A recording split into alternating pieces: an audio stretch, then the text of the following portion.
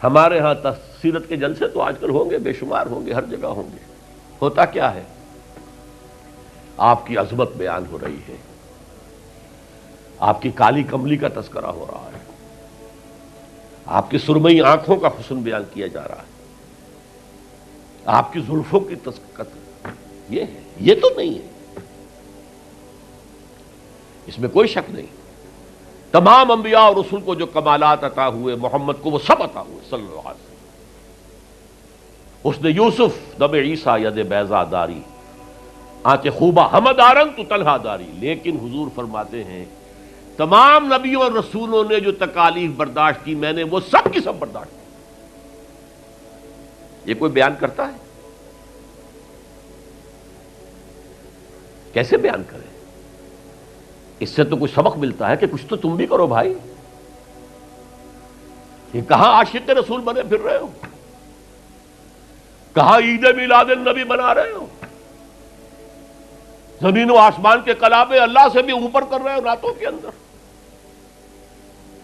یہ نہیں ہے محمد سے نسبت اور تعلق کا معاملہ. اب آپ دیکھیے، جو اب واقعاتی انداز میں تو جانے کا وقت ہے نہیں نا، لیکن ایک بات آپ کو بتا دوں، دشمنوں نے اقرار کیا ہے کہ تاریخ انسانی کا عظیم ترین انقلاب محمد نے برپا کیا صلی اللہ علیہ وسلم. M N Roy of India, member of communist international, اس نے 1920 میں تقریر کی لاہور میں بریڈلا ہال میں، دی ہسٹوریکل رول آف اسلام. وہ کتاب اب بھی انڈیا میں چھپتی ہے. اس نے کہا تاریخ انسانی کا عظیم ترین انقلاب محمد نے برپا کیا صلی اللہ علیہ وسلم. اور اس نے کہا یہ ندی فتوحات نہیں تھیں، فتوحات تو سکندر نے بہت کر دی تھی، اٹیلا نے بہت کر دی تھی، چنگیز نے بہت کر دی تھی. وہ بروٹ فورس تھی، وہ وحشی قوت تھی. اور محمد کی فتوحات اور ان کی امت کی فتوحات سے نئی تہذیب دنیا میں آئی، نئی روشنی دنیا میں آئی، نئے علوم ایجاد ہوئے، دنیا منور ہو گئی. بہت عمدہ کتاب ہے ہسٹوریکل رول آف اسلام. 1980 کے قریب کتاب چھپی امریکہ میں، دی 100 a selection and gradation of the 100 most influential personalities of human history. تاریخ انسانی کا دھارا بہتا ہے، ہم بھی اس میں بہ رہے ہیں، جدھر بہ رہا ہے ہم بھی بہ رہے ہیں. چلو تم ادھر کو ہوا ہو جدھر کی.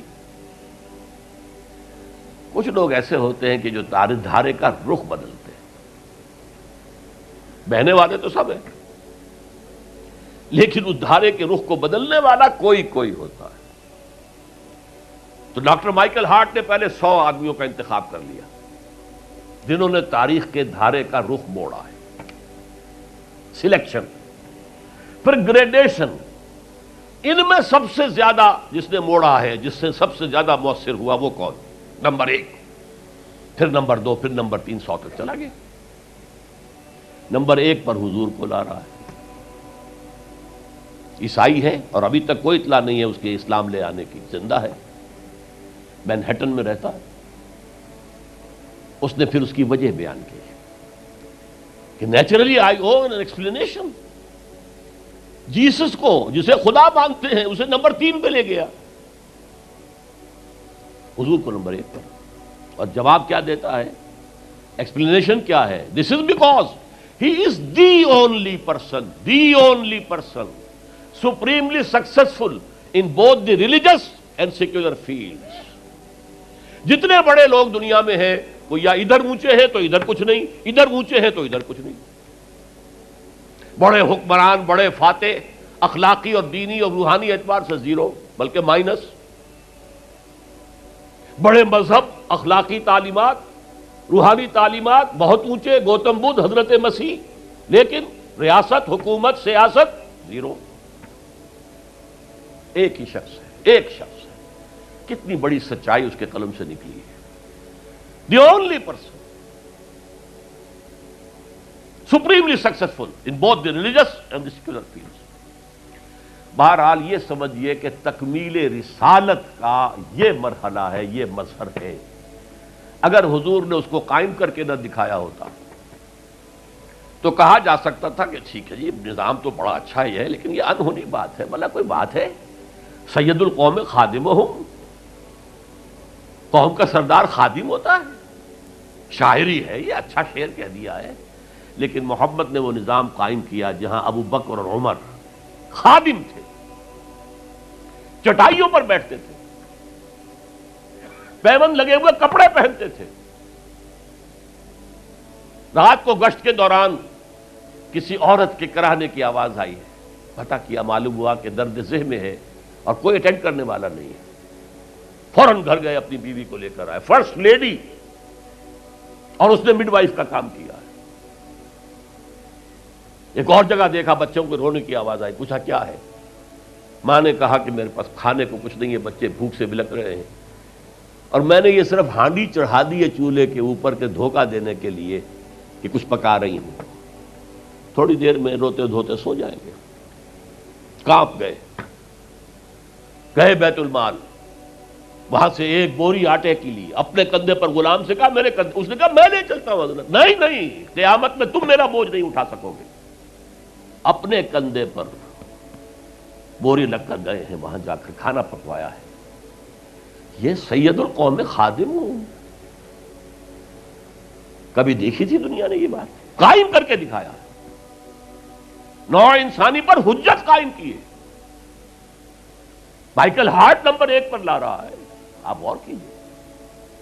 ایچ جی ویلز کی بھی اب وقت نہیں ہے میرے پاس، میں نے وہاں تقریر کے اندر پوری واضح کی بات، اس کی شہادت، حالانکہ وہ شاتم رسول ہے، حضور کو گالیاں دی ہیں اس نے، بالکل رشدی کی طرح، اور تسلیمہ نسرین جو ہے بنگلہ دیش کی اس کی طرح، لیکن ایک اعتبار سے گھٹنے ٹیک کر حضور کی مدح کرنے پر مجبور ہے۔ تو یہ اصل میں بات تکمیل رسالت ہے، پیش کر دینا، پہنچا دینا، وما علینا الا البلاغ، یہ بھی رسالت کا معاملہ ہے، یہ ابتدائی مرحلہ ہے۔ اس نظام کو قائم کر کے دکھانا، انقلاب برپا کرنا، اس کو چلا کر دکھانا، چاہے وہ 30 برس رہا، لیکن دنیا کا کوئی دوسرا نظام تو ایک دن بھی قائم نہیں ہوا۔ جس ڈیموکریسی کا خواب والٹیئر اور روسو نے دیکھا تھا، ایک دن کے لیے بھی نہیں آئی۔ یہ تو کیپٹلسٹ کی ڈکٹیٹرشپ ہے جسے جمہوریت کہا جا رہا ہے۔ جمہوریت کہاں ہے؟ It's the dictatorship of the capitalist. Billionaire نہ ہو تو آپ الیکشن کیسے لڑیں گے؟ عام آدمی الیکشن لڑ لے گا۔ دے میں استبداد جمہوری قوام پائے کو، تو سمجھتا ہے یہ آزادی کی ہے نیلم پری؟ ہم نے خود شاہی کو پہنایا ہے جمہوری لباس، ابلیس کا ایک مشیر کہہ رہا ہے، ہم نے خود شاہی کو پہنایا ہے جمہوری لباس، جب ذرا آدم ہوا ہے خود شناس و خود نگر۔ آدمیوں میں اپنے حقوق کا ذرا احساس، اور یہ احساس محمد نے پیدا کیا صلی اللہ علیہ وسلم۔ اس کے تحت انہوں نے کہا اچھا وہ انسانی حاکمیت ٹنوں کے حساب سے فرعون کے سر پہ رکھی ہوئی تھی، گندگی، اب ہم نے کیا کیا، وہ تولا تولا سب میں بانٹ دو، گندگی تو گندگی رہے گی، نجاست تو نجاست رہے گی۔ انسانی حاکمیت ایک شخص کی ہو، انسانی حاکمیت پوری قوم کی ہو، کفر ہے، شرک ہے۔ بہرحال تکمیل رسالت کا ایک پہلو یہ ہے، اس کی مثال میں آپ کو دے دوں، نام چونکہ پہلے بھی 2 مرتبہ لے چکا ہوں، سقراط کا شاگرد بھی اور شارح بھی، سقراط کی اپنی کوئی کتاب نہیں ہے، وہ معلم تھا بس، اس کا فلسفہ بیان کیا ہے افلاطون نے، اور پلیٹو نے کتاب لکھی دی ریپبلک۔ اب دیکھیے آج سے 2500 سال پرانی کتاب ہو گئی، حضرت عیسیٰ سے 300-400 برس پہلے، کتاب اتنی زوردار ہے آج تک زندہ ہے، ورنہ کتابیں ختم ہو جاتی ہیں، وہ تو کوئی زوردار کتاب ہو تو زندہ رہے گی۔ نقشہ پیش کیا ایسے ہونا چاہیے، نظام حکومت ایسا ہونا چاہیے، فلاں ایسا ہونا چاہیے، فلاں ایسا ہونا چاہیے، لیکن وہ نظام ایک دن کے لیے بھی دنیا میں کہیں قائم نہیں ہوا، لہذا اسے کیا کہیں گے؟ یوٹوپیا ہے، ایک خیالی جنت ہے۔ حضور نے بھی خیالی جنت پیش کر دی ہوتی، قائم کر کے نہ دکھاتے تو وہ حجت نہیں بن سکتی نوع انسانی۔